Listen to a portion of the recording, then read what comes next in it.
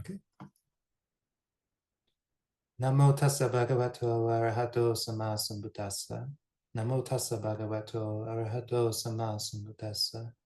Namo tassa bhagavato arahato sama sambuddhassa.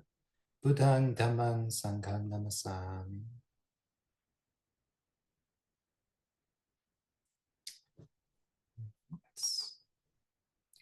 So, wow. All right, and don't get too comfortable there. No, it's okay. It's okay. It's okay. Yeah. You're back. You're right. This is all, it's it's all just food for contemplation. Yeah. So it's a good point. Like this morning, we were looking at the mind states, the moment to moment mind states. What are the thoughts that inform sloth and torpor as a direction, as an inclination of mind?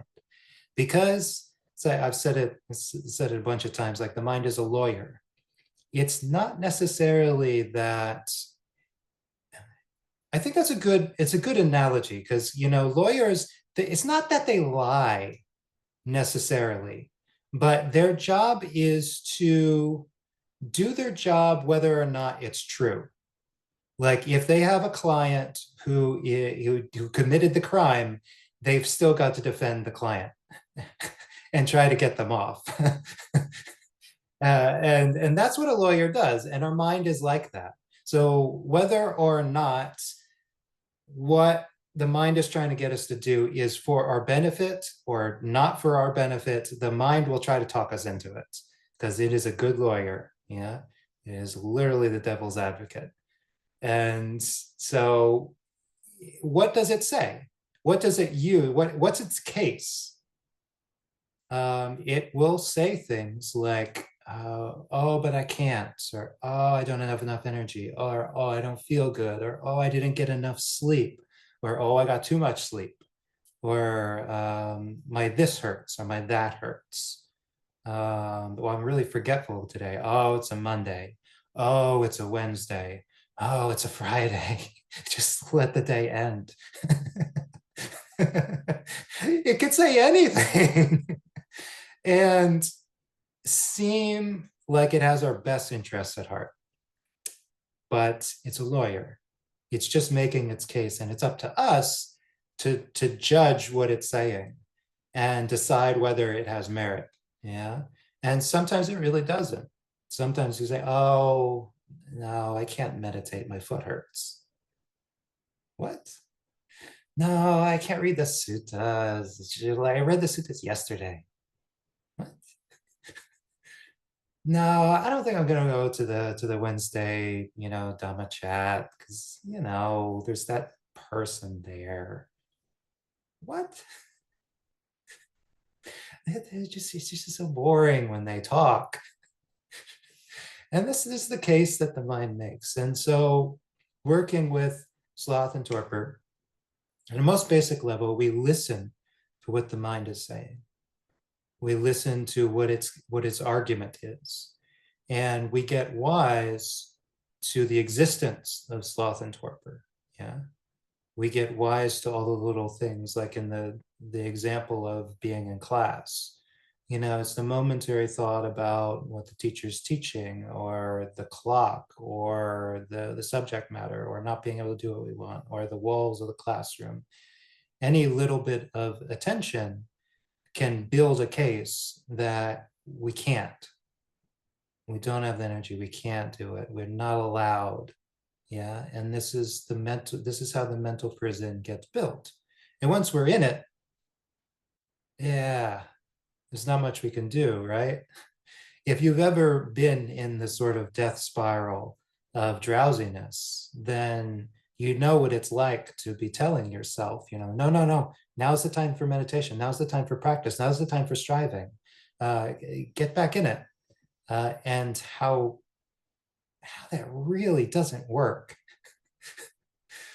And that's why we get wise to sloth and torpor. Yeah, that's why we pay attention to it. Because it's afternoon, so talk about the third noble truth, and there is an end of the hindrances. Yeah, there is a cessation of the hindrances. The hindrances, as mental states are only possible at the most superficial level of the mind. They require thought. They require a dualistic mind that plays with ideas. Yeah, you can't make a case if you're paying attention to just one thing and focusing and being mindful, which is why the hindrances are the first things that fall away in the development of samadhi. Until when the hindrances are there, you don't have samadhi. You just don't, because you keep looking away, you keep getting distracted. You're being hindered. You're wanting to have samadhi, you're wanting to meditate, but there's something in the way, and you keep going, trying to get around it. Yeah, but once you start to move through it, then the hindrances they fall away. They're no longer there. Yeah, but this is even though they are a part of the mind that falls away, still we want to learn about them. Still, we want to get wise to them, because again, even once the hindrance is gone, there will be the effect of the hindrance, ignorance. Yeah. So all of the ignorance that is still present, all of the not understanding things as they really are, that is still present when sloth and torpor ceases, will still be there. And so getting wiser and wiser to the hindrance of sloth and torpor, we're kind of learning about the cause of a disease. Whether or not we have that disease at the moment, the wiser we get to all of the symptoms and aspects of that disease, the quicker we can catch any of the symptoms, the quicker we can deal with any aspect of that, and the less it affects us. Yeah. We are really knowledgeable about a particular ailment that we might have, then even when it does come up, we're very quickly do what needs to be done and work through it, and then, just get on with our lives. That's the essence of beating the hindrances, is you just get on with your life. You don't keep running into walls when you practice. You might not be practicing all the time, but when you are practicing, you practice. You do the thing that's in front of you. One sutta I found is a really good sutta, actually. And it's just a quick one, but I thought I would point it out for people. This is in the Samyutta Nikaya, number 46, and the second sutta. And it's called Mountains. And so this sutta is about the hindrances, and it uses the idea of nutriment. Ahara is the Pali word for nutriment. And we have our minds, the ignorance and delusion and all of that is nourished by various things. The body is nourished by food, but all of our defilements are nourished by various activities. And the Buddha uses this sort of metaphor for the five hindrances. So he asks, what are they sustained by? Because we do have this feedback loop of the hindrances are the cause for ignorance, but the hindrances only arise because ignorance is present. Yeah, we still have these underlying ideas of self and of craving, because we haven't been paying attention to things as they are, the hindrances. So one feeds the other, but each hindrance has a specific kind of conditioning factors. Yeah. And so the Buddha talks about sloth and torpor, and he says, what fuels the arising of dullness, drowsiness, and dullness and drowsiness, or when they have arisen, makes them increase and grow. And the Buddha, this is, as I said this morning, he says, there is discontent, sloth, yawning, sleepiness after eating, mental sluggishness. Frequent and irrational application of mind to them fuels the arising of dullness and drowsiness, or when they have arisen, makes them increase and grow. So this sort of contemplation is, well, when sloth and torpor as a hindrance isn't arising at the moment, when we don't have that little voice saying, I don't wanna, when we've got him to shut up, what is left as a result of of having had that mind state? Yeah. Where is there drowsiness? Where is there laziness? Where is there slowness? Where is there not applying ourselves? Yeah. I thought we could look at that a bit this afternoon, even though, to reiterate, like once the hindrances have subsided, what is left, the ignorance, is the long game. Yeah, is the sort of the work that we do over time. And we have a variety of practices for dealing with that. We have moderation in eating, devotion to wakefulness, sense restraint. These, the Buddha calls them incontrovertible teachings, so the always appropriate teachings. Yeah, we do these because they're always going to some degree wear away at the basis for sloth and torpor. They're going to wear away at any kind of slowness, laziness, sluggishness in our mind, and make our mind, you know, if not energetic, at least wieldy, because that's what we want. We don't we don't all have to be like glowing, yeah. But when we want to apply our mind, we can. That's what we're going for.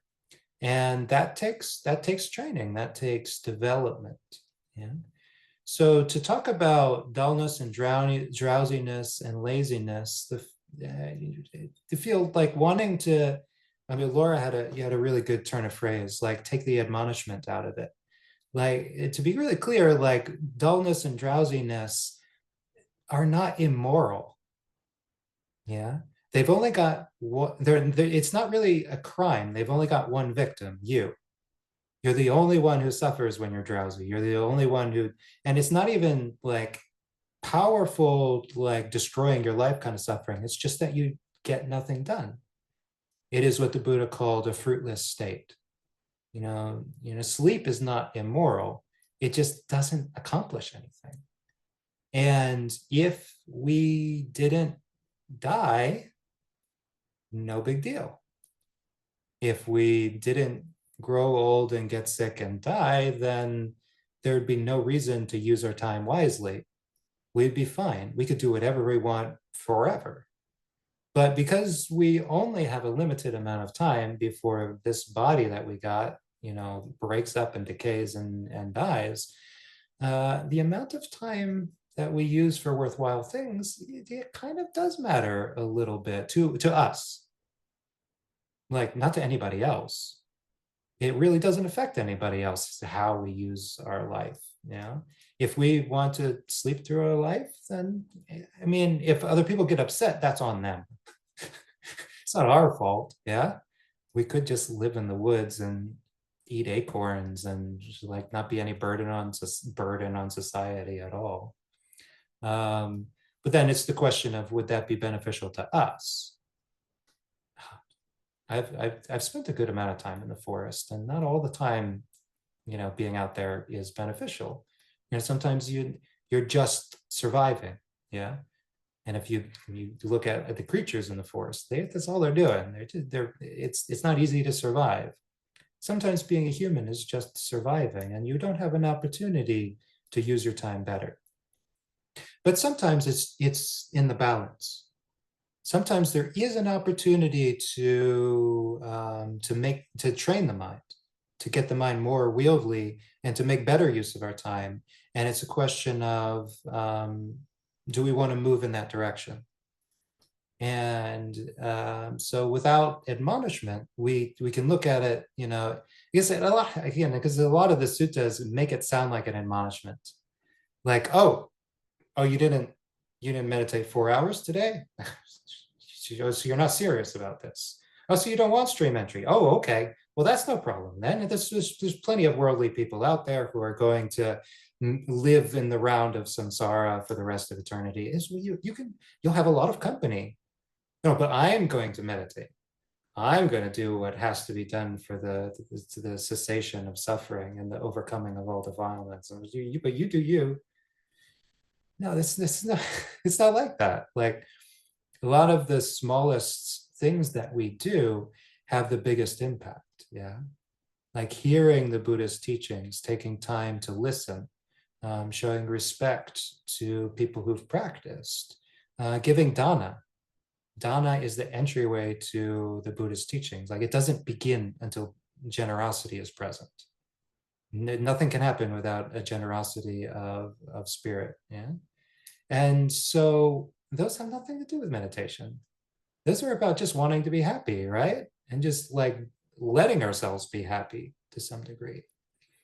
But there's also, yeah, there is the reality that when all of our basic needs are taken care of, we can start to ask the question of, has sloth and torpor conditioned low energy states or a lack of enthusiasm for things?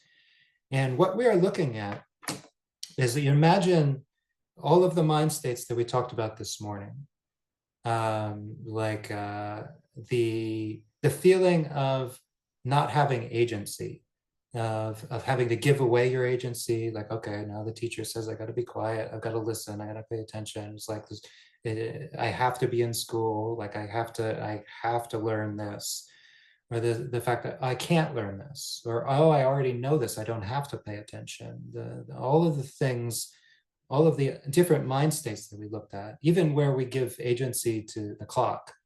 Yeah, we like look at the clock like it's a traitor, and it's like, why are you moving so slow? It's not. The clock is not changing how it ticks based on our feelings. But we give our agency away to it. We're like, I can't be happy until this is over, and you are the one who decides when it's over, right? I mean, all of these mind states of giving away our participation in our life. What would they be like if they were not just a momentary thing, but they became sort of calcified, sort of encrusted? They became like a solid mass. Yeah, what would they look like over time? And this is a kind of a hypothetical or an imaginary thing, like that idea of like looking at the clock and just you can't wait until the class is over. Yeah, what would that be if you did that over and over and over again, day after day after day after day after day, and it built up? So we see something like in a job. You know, we start out training for our jobs in school, yeah, and then we get to a job and we keep looking at the clock. We're like, oh, as soon as 5 o'clock comes, I can get out of here and I can do what I want to do. I can do my life finally. I can stop doing the job. So what is that but a sort of a more heavy calcified version of the little thing that we did in that example of the class, right? And it becomes like a mind state. You know, whereas the class was 1 hour, suddenly we can get through a week, we can get through a month, we can get through a year of really not accomplishing a lot because of the clock. Just waiting for 5 o'clock, just waiting for 5 o'clock, just waiting for 5 o'clock. Before we even know it, we've given away a lot of our life to something else. We've given the agency away. Yeah, it's not that we were in prison. We could have left the job at any moment, but we decided that something else was in control. And now, yeah, we can probably, as we start to survey our life, and this gently, you know, because even if you see something like this, you're not going to change it right away. You know, not all of it. You don't have to like, you don't burn down your house because you kept getting comfortable on that one chair. You know, it's like you don't have to like stop eating dinner because, you know, every time 5 o'clock rolls around, you like really want to sink into a nice plate of nachos or something. It's like, no, it's like we do have habits that are built up over time, but we can again start to look at them and say, where did this come from? What was this based on? What is the energy level that went into it? And does that need to be continued? And this is hard. This is a part of practice that's not easy. That's not like immediately rewarding, because again, we have to start employing the always good teachings that are kind of, they're kind of work from time to time. Yeah, the ones about kind of trimming down on our sensual indulgences and not eating so much. It's funny, the other day the monastics, we went to a buffet, and it's funny whenever you I don't know if you get to say it, but whenever you meet somebody the day after they've been to an all-you-can-eat buffet, there's a palpable change in so many of their sankharas, so many the ways that they look at things, the way that they talk, the way that they use their body. There isn't the same enthusiasm for food. There isn't the same enthusiasm for interacting with other people. The day after you indulge in something tends to be, the color tends to come out of the world a little bit. Yeah. And that's indicative. That is the result, that is the effect of this mind state that we're talking about. How is it that our sense of participation, our sense of interest, our sense of enthusiasm can be kind of bled out of various activities or various parts of our life? And then the question is like, well, how do we get it back in there? Yeah, and that's an exploration. Is again, it's I can't give you like a simple technique, because it's just like some of these things you built up over like 50 years, right? 30, 40, 50 years, some of us. So like if I tell you don't do that, that's lazy. It doesn't matter if I tell you. You can't just stop. 50 years of putting money in a bank, you know, it's you look at the bank account at the end of that, it's going to be a lot of money. Yeah. And it's the same with all of the energy that we can put into these various patterns. So yeah, when we look at drowsiness, when we look at laziness, when we look at listlessness, we often it's good to start from what was this before? What was a little mind state, so we can start to get our head around what conditioned this, what led to this, starting to see it as a phenomena that begins and ends. And then we can kind of get past it almost. Yeah. And that's, so look at another sutta, and this is the sutta we put up for the reading in advance with Mahamoggallana. Because this is, again, it's not necessarily dealing with sloth and torpor as a momentary mind state, but it deals with it on the back end. You know, what happens when you've fallen into sloth and torpor, and what can you do? Basically, this is the Buddha saying, well, this is bad. This is bad, but you know, we're going to try to salvage it, right? And a little backstory for this one. So this sutta is from a particular point in time. So Mahamoggallana was the Buddha's, we'd say he's a right-hand man. He's kind of left-hand man, though I think he's on the right hand in all of the like the art. But is basically one of the great disciples, one of the two great disciples who's second to the Buddha in terms of renown. And he was well known for mastery of all of the meditations, all of the meditation subjects, and the psychic powers. That was his kind of claim to fame. And but he wasn't always like that. It's maybe very interesting for some people to find out that his main defilement that he worked with in meditation was drowsiness, was sloth and torpor, or the effect of it. Like, he pretty quickly got through the sloth and torpor as a hindrance because he could get to samadhi, but the effect of it was already there. And so you can ask the question, and I can't categorically say, again, I wasn't there, I didn't know him, but how did this happen?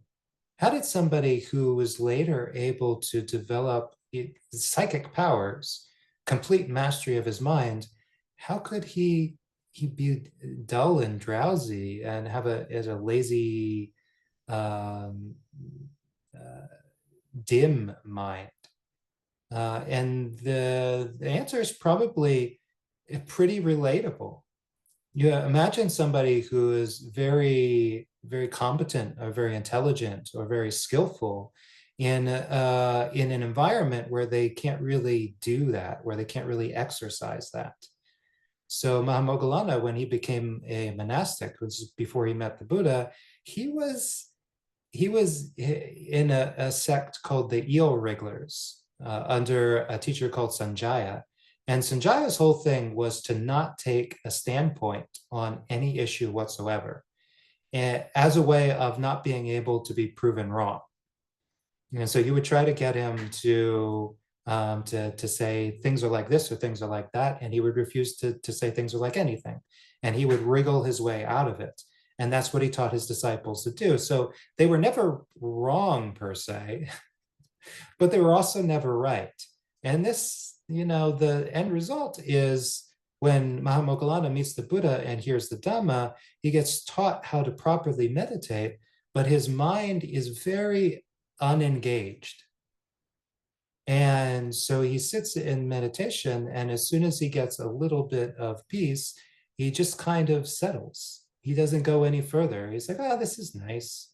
He's just so used to not having agency, not being able to, not doing anything.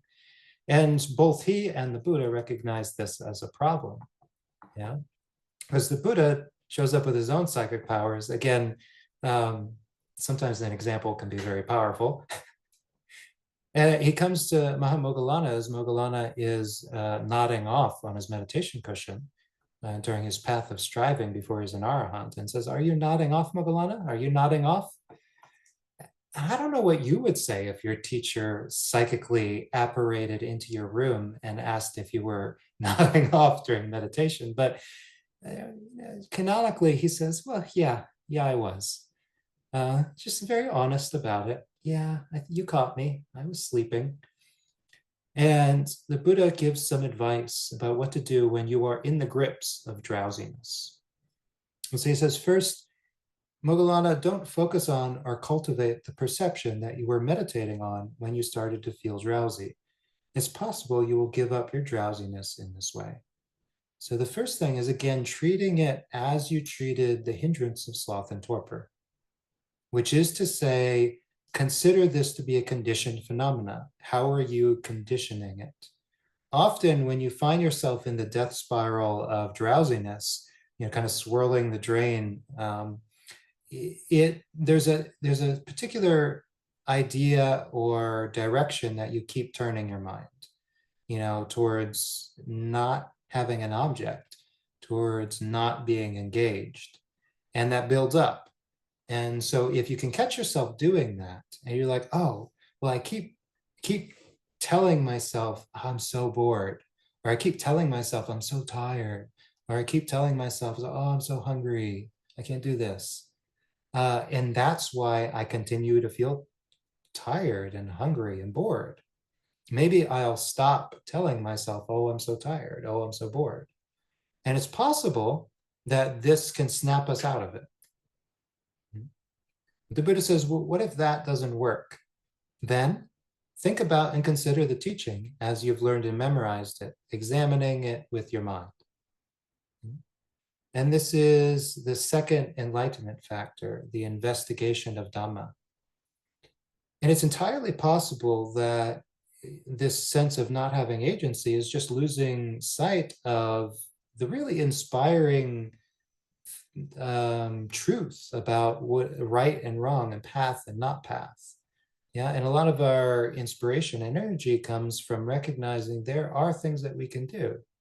Yeah, if we're feeling tired or sleepy or bored or my leg hurts or this or that or the other thing, uh, it's amazing how that can not come up, that we can just not think about it if we're interested in something. And again, I use the examples of like, but I mentioned a buffet, and it's occurred to me that there's probably there isn't now, or nor has there ever been, a person who experiences sloth and torpor when they've got a plate in their hands and they're walking up to an all-you-can-eat buffet.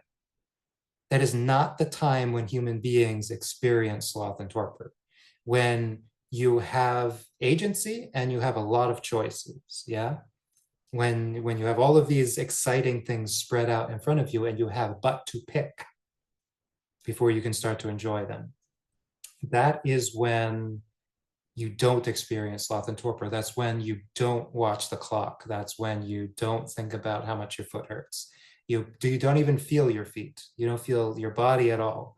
You're taken by sights and smells and potential flavors. Yeah. So attending to the Dhamma can be like this. Yeah. And I don't know about you, but I just start thinking about contemplation of the body and body parts. I get thinking about like a skeleton with all of the flesh picked off. And it's just like, it just puts a smile on my face and gets, oh yeah, yeah, so yeah, that's great. That's bright. Oh, the skeleton, it's so peaceful. Yeah. You know, flesh can hurt, but the skeleton, it never hurts. It just hangs out. It's just so stable and bright and solid. Yeah. And maybe that completely improbable situation is one that you can find yourself in, where by recollecting some teaching that has inspired you, you are shaken out of the death spiral that you are in of drowsiness. Yeah, you're shaken out of a habitual mind state that you built up over a long time just by not attending to it and by attending to something that takes you in the other direction. And it could be something for everybody, could have something different. But there's something very important about this. And that's, again, we're not using it as a way to get out of our sloth and torpor. We're not using it as a way to get escape from our drowsiness, yeah? Because that's still giving our agency to the drowsiness. It's giving our agency to the to to the to that mind state, right? I say I've got to meditate on this particular thing to be so that I won't be drowsy. Yeah, you know, the drowsiness is taking control of my mind, so therefore I got to meditate on this thing to get rid of it. That's not how we're doing it. That's not how we're using it. Instead, we're trying to see if we can regain our agency, regain our interest, regain our enthusiasm by bringing up those things which move us forward, which get us to kind of perk up and be like, oh yeah, remember that? Oh yeah, that particular Dhamma, that particular teaching, that particular meditation subject. I really like that. And it's very possible we can be shaken out of a mind state of drowsiness by just, yeah, having something better to do. But what if that doesn't work? Yeah. Well, then at a bare minimum, we can try to recite in detail the teaching as we've learned and memorized it. And if you haven't learned or memorized any teachings, this gets a little hard, but maybe you can remember some snippet.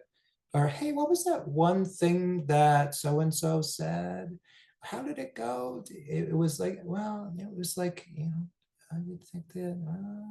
And it's possible that just by using our mind and trying to think and trying to get everything right, we will be employing mindfulness and investigation of states and energy in a way that makes the drowsiness subside.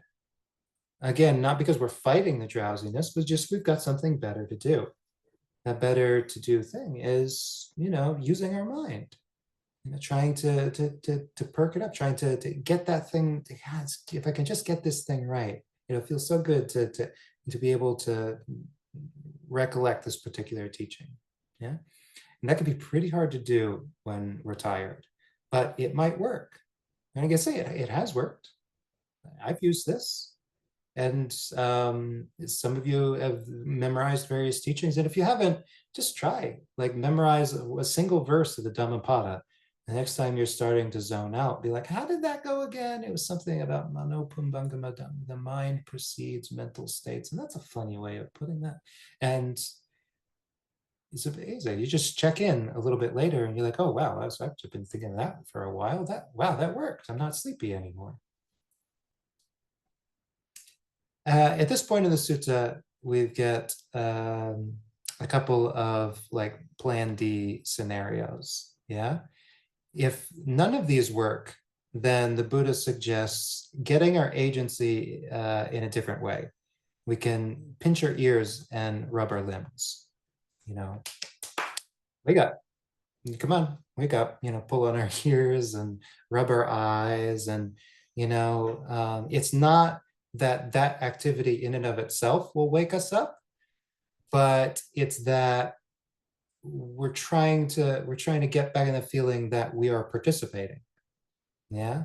And this is not something we can really do in social situations, right? If we're in a classroom setting and we're starting to lose interest, we're starting to get drowsy, and we're starting to nod off, we can't really start smacking ourselves and splash our face with water and all of these things. People are going to notice.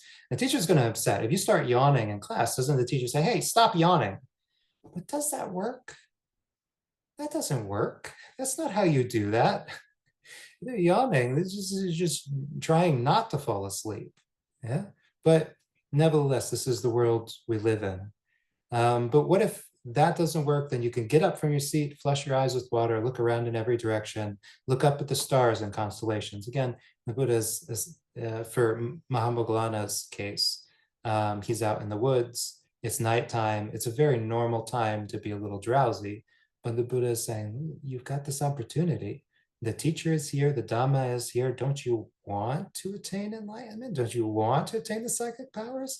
Indeed, he did. He has to work through all of the karma of having not applied his mind to this point. But what if that doesn't work? And this is a very interesting one. Then the Buddha says, then focus on the perception of light, concentrating on the perception of day. As by day, so by night, as by night, so by day. And so with an open and unenveloped heart, develop a mind that's full of radiance. And it's possible that you'll give up drowsiness in this way. And I'll talk about this in a minute, but the perception of light is what we call the light kasina, or the consciousness kasina. Those are the same thing. And kasina means a meditation object or a focus. And focusing on light itself as a meditation object, consciousness itself as a meditation object, as a way to counter moving towards unconsciousness. Again, I'll get back to that in a minute. But what if that doesn't work? Well, then get up and walk mindfully, concentrating on the perception of continuity. Your faculty is directed inwards and your mind not scattered outside.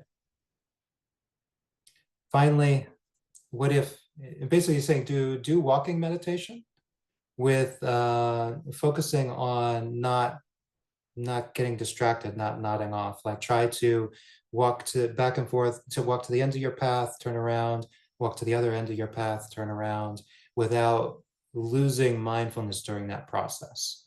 It's going to be your whole thing. Just being up and moving probably helps, but trying not to let the mind wander, because it'll probably wander into drowsy mind states.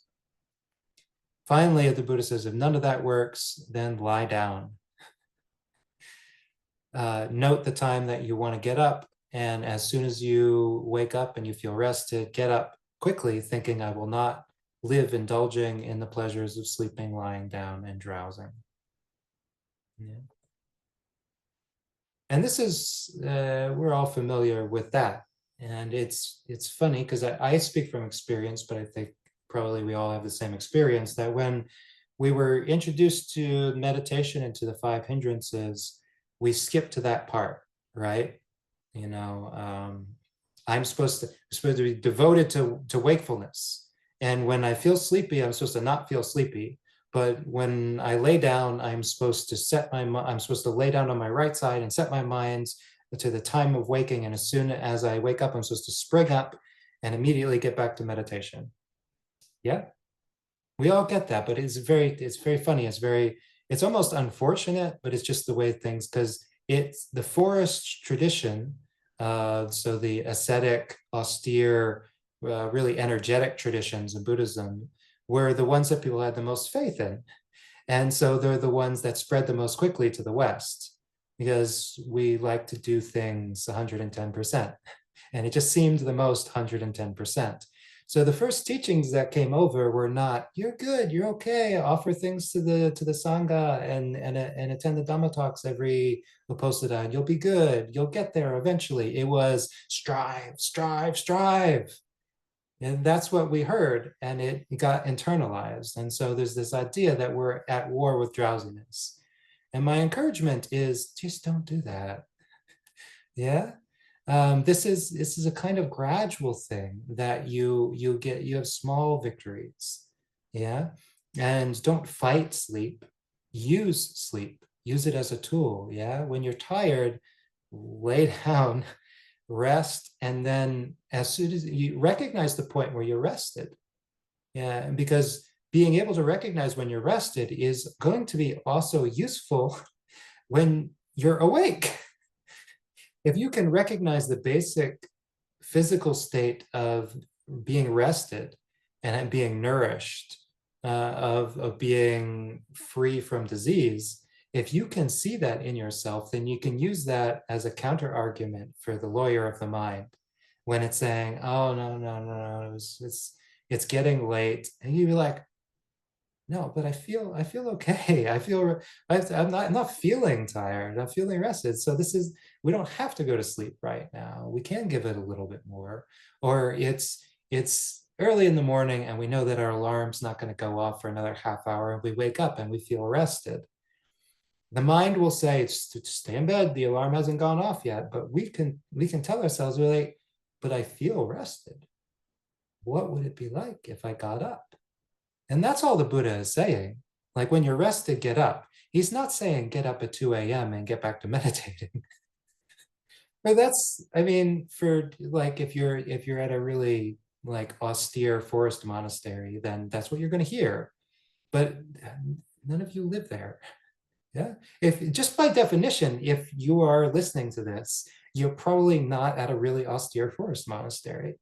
So it's not the most applicable way of holding that particular teaching, but rather look for the basic mind state of being rested and use that as your compass. Because if you focus on being rested instead of the tendency to focus on needing sleep, one cultivates drowsiness, one cultivates wakefulness, a feeling of lightness and energy. So there's the light kasina, or the consciousness kasina, and this can be a very interesting sort of exploration for developing. And there are various ways that we can develop it. I mean, the simplest one is to just look at light. But in essence, it is trying to take the nature of consciousness and the nature of being aware of things as an object of meditation. So light and consciousness are kind of the same thing. Like, light is the medium by which things are perceived. Which is it's just a weird esoteric concept. But basically, when you start to fall asleep, it feels like things are getting dimmer, right? Feels like things are closing in until the lights go out. That's how it feels. And I describe it, and you're like, yeah, no, I know that feeling. And this is that weird kind of relationship between light and consciousness. When we have a lot of consciousness, it feels like things are brighter. And it's like that joke where the monk, the two monks are sitting next to each other, and the one has a cup of coffee, and it's like, isn't it amazing how much brighter the world is after a cup of coffee in the morning? And, it's because it's real. It's something that you can see for yourself. You do something that kind of wakes you up, like splashing the water on your face. The world seems a little brighter. Now, we're still susceptible to the same patterns of mind. So the way to use this is not just to take a desk lamp and like shine it in your face and sort of saturate your senses with a light bulb, but is rather to take something that you are aware of and focus on turning up the vibrance, turning up the clarity, like develop your awareness of that thing. I think focusing on just light necessarily can sometimes lead you in the same place of dissociation that drowsiness can. Because even if you've got a very bright mind, if you're not pointing it at any objects, if you're not directing it towards anything, you can easily get lost into just not thinking, just not paying attention to anything, and you feel okay, you feel bright, but you're very brightly losing touch with reality. Yeah. So instead, take something that is that you're aware of, something that's real, something that's in your field of awareness, and directing your consciousness at it in such a way that it gets brighter, that it gets more vibrant, that it gets more interesting. And in this way, we're working with consciousness itself. And you get good at that, and you start to recognize the way that consciousness expands and increases in intensity. Yeah, because that's a thing. When you get really good at this, you can be sitting on the meditation cushion and you just be like, you can key into the light casino, the consciousness casino, and it's like, even though you're not looking at anything, you've got your eyes closed. It's like somebody's turning up the light in the room. Yeah. And you just start to, it almost feels like a light is like just streaming out of your head. You don't know what it's hitting, and you hope that it's not like disturbing anybody, but it just that's that feeling. Yeah. And the consciousness, you start to feel very awake.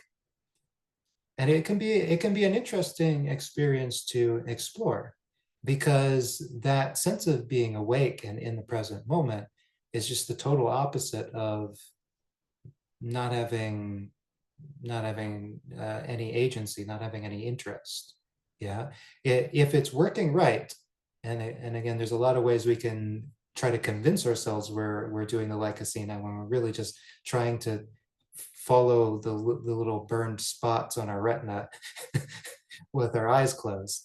But if it's working right, there should be the sense of it. It makes us more interested, more in the moment. We get more curious. Yeah. And our body feels more, it feels more light and more in touch, as opposed to more dissociated and more lost. Yeah. And it's just a matter of what then do we want to direct it towards?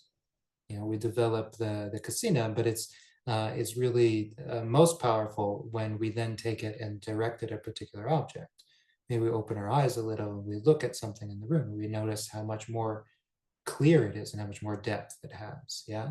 And this is one thing that the Buddha suggests as a way of beating drowsiness. Yeah, is to basically master the use of consciousness, which you weren't here for that. We covered, what was it, 2 weeks ago? Covered consciousness. Yeah. So that's what it is, and that's how you develop it. And this is a great use for it. One of the few specific meditations we have to counter sloth and torpor specifically. Yeah. Yes. Okay. So that's a lot, and I can't see all of you, but I can see some of you are still awake. So I highly suggest we'll take a little breather, 5-10 minutes, get up, stretch, splash some water on your face, do a couple cartwheels, and then if you want to come back and sit, or you want to walk, we'll sit and walk until 4:30 Eastern time, and then we'll come back and we'll have a little QA discussion time. Yeah. Okay. Well, good luck out there. Have a good fight. Beat beat that drowsiness.